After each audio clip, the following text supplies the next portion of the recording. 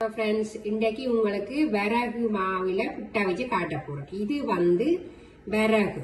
இதை தண்ணியில ஒரு 4 மணித்தியால ஊற விட போறோம்.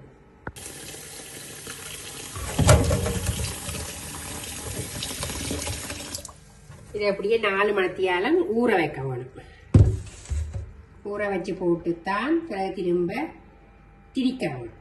அரிசி 4 மணித்தியாலம் ஊற விட்டுனா இப்போ அதை அரிச்சு எடுக்க போகிறோம். உங்களுக்கு அரிச்சு எடுத்துத்தான் புட்டை வைக்கணும். ஒரு 1/4 மணித்தியாலத்துக்கு கொஞ்சம் நல்லா வறுக்கும். விறகுமா வறுத்து எடுத்தாது. இனி புட்டை வைக்கிறது. விறகு மாவில் புட்டை வச்சு காட்ட போகிறோம். என்ன மாதிரி குழைக்கிறதுன்னு பாருங்கோ. ஒரு 1/2 கிலோ மாவுக்கு ஒரு ஸ்பூன் உப்பு போட்டுருக்கேன், சோல்ட்டு போட்டிருக்கேன். என்ன மாதிரி குழைக்கிறேன்னு உங்களுக்கு குழைச்சிக்கிறேன். ஓகே,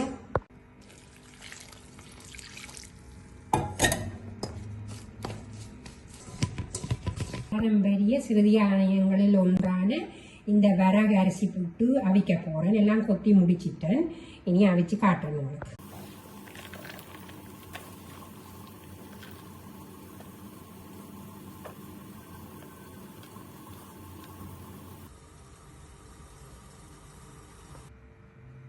விறகு அரிசி புட்டு மீன் குழம்பு ரெடி.